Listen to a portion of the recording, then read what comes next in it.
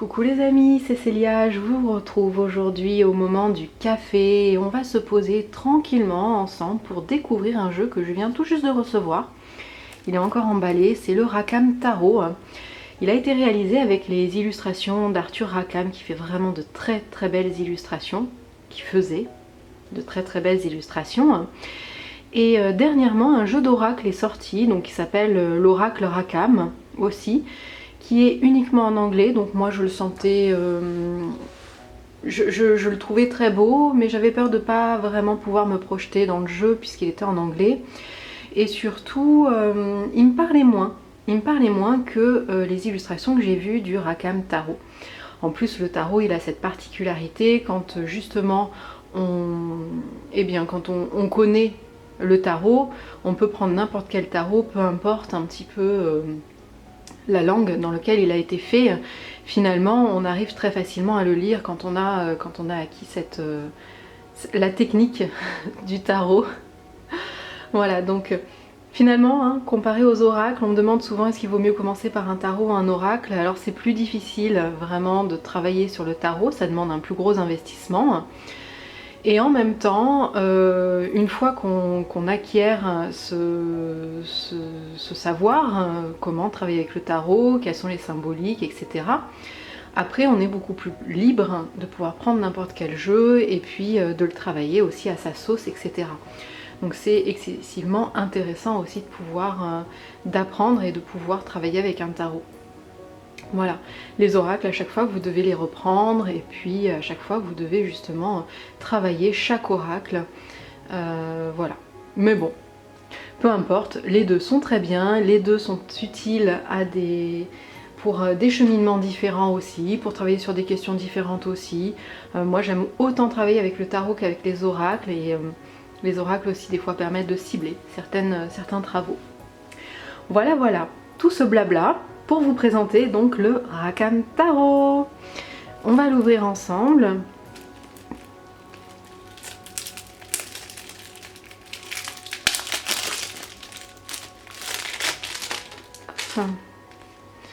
Donc, il est édité chez Lo Scarabeo.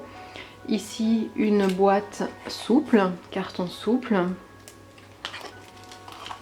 Alors, voilà. Je vais la mettre ici. Je vais pousser mon petit café. En plus, on est accompagné d'un grand soleil. Bon, au moment où je vous fais cette vidéo, je me suis fait un café très chaud parce que justement, j'ai froid et je me suis même fait une bouillotte que j'ai dans le dos. Tout va bien. On est au mois de mai.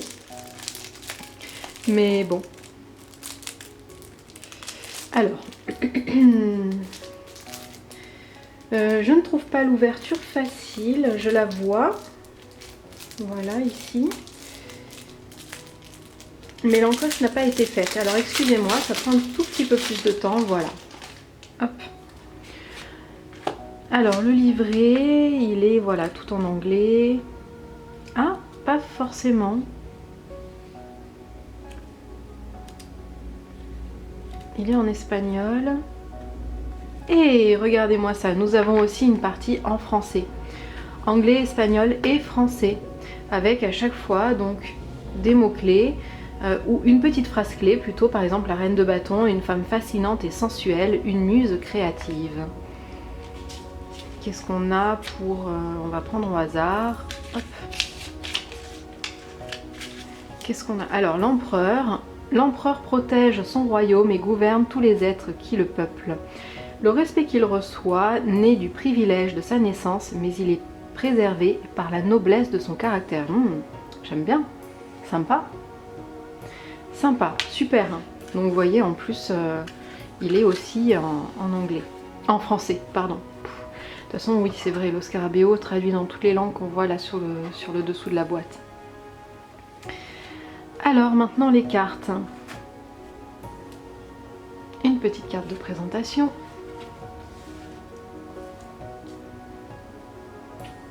Je vais vous faire un petit zoom sur les cartes.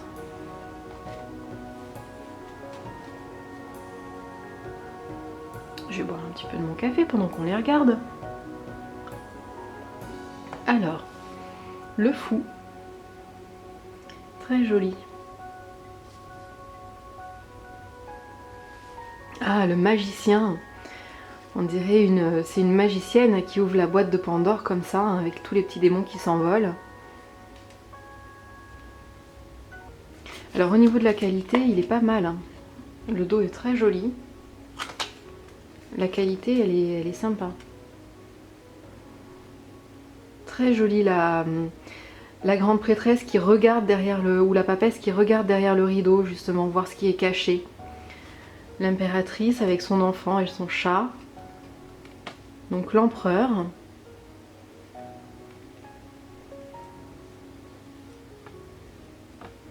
Super, super. Le hiérophante qui guide. On a cette idée de guide ici. Ah, les amoureux, magnifiques. Le chariot, très sympa. La force. L'ermite. Alors j'ai vu que dans les illustrations ont été un petit peu retravaillées, puisque traditionnellement, dans cette illustration-ci, vous avez ce personnage, vous voyez, ici au niveau de la main, il tient la main d'une femme, je crois. Il y a une femme derrière lui qui le suit et ils se tiennent la main. Donc là, ils ont gommé la femme, ou en tout cas le second personnage, pour vraiment avoir un personnage unique et qui représente et qui colle à l'idée de l'ermite.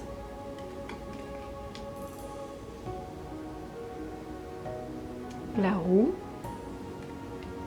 de fortune. La justice, waouh! Magnifique la justice. Il y a un homme ici face aux éléments, face à... C'est très très beau.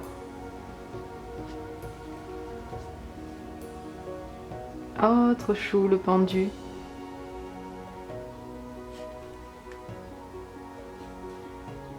Sur la toile d'araignée. La mort, magnifique.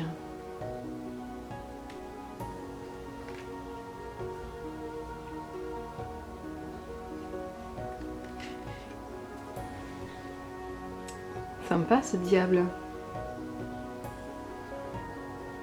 Le diable qui emmène danser.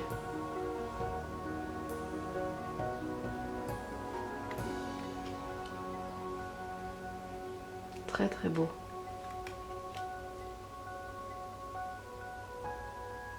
Ah, j'adore la lune.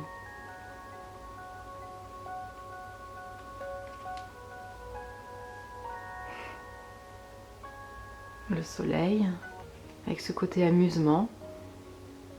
Ah, magnifique le jugement aussi. Et le monde, très très beau. Vraiment, les illustrations sont bien choisies.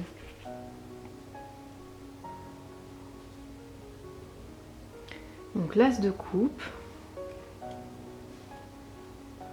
Allez, je me tais, je vous mets une petite musique et je vous laisse profiter avec votre café, votre thé et ces superbes illustrations.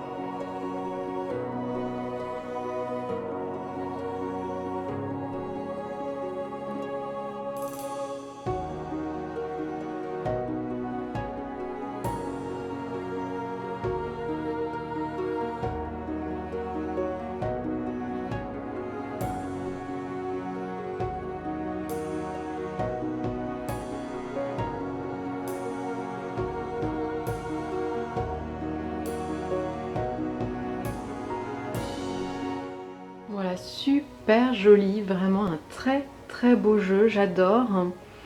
Je vous mets les références de ce jeu comme d'habitude hein, en barre d'infos, juste en dessous de la vidéo.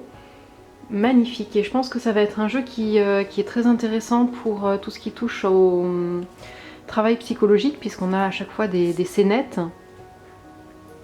Donc par exemple, on va prendre celle-ci, et là on regarde juste l'image. En plus on n'a pas de mots-clés, on n'a rien, donc on peut vraiment juste se focaliser sur l'image. Qu'est-ce que vous ressentez en regardant cette image? Qu'est-ce qui vous interpelle? Où vous situez-vous dans la carte? On a vraiment un travail là qui peut se faire, prendre de la hauteur comme les oiseaux qui sont dans les arbres, ou revenir à des choses qui sont plus terre à terre. Vous voyez que là on a le personnage aussi, une communication qui se fait, mais ça n'a pas l'air d'être une communication facile puisque le personnage il a l'air d'interroger un peu la jeune femme pour de l'air de lui dire mais qu'est-ce que tu cherches à me dire, je comprends pas trop. Une sorte d'étonnement aussi, la façon dont on se vêt, qu'est-ce qu'on porte sur nous. Vous voyez cette jeune femme qui a des plumes, en fait son manteau est un manteau de plumes, donc on pourrait penser que elle-même est un oiseau qui est descendu de l'arbre et qui s'est transformé en jeune fille peut-être. Qu'est-ce qu'on revêt, quelle forme on s'octroie, etc. Quelle est notre place sur Terre. Après on peut partir dans des grandes envolées bien sûr. Voilà, je vais m'arrêter là. Mais voilà, on peut très bien prendre les cartes. Ici, on pourrait se dire qu'on a besoin de plus d'amusement, de faire parler notre enfant intérieur, de se réjouir des petites choses de la vie aussi, et puis d'apprendre à danser avec les difficultés. Voilà, de laisser émerger son enfant intérieur. C'est ce qui me vient le plus, bien sûr, avec cette carte. Voilà, donc on a plein de situations comme ça où on peut travailler dessus. Je la trouve superbe. La reine de coupe est magnifique et là il y en a plein d'autres. Enfin, je les trouve vraiment très bien faites. Voilà, je sens que je vais beaucoup aimer ce jeu. J'espère qu'il vous plaira autant qu'à moi en tout cas. Je vous souhaite une très belle journée, une belle découverte et je vous embrasse bien fort. Bye bye!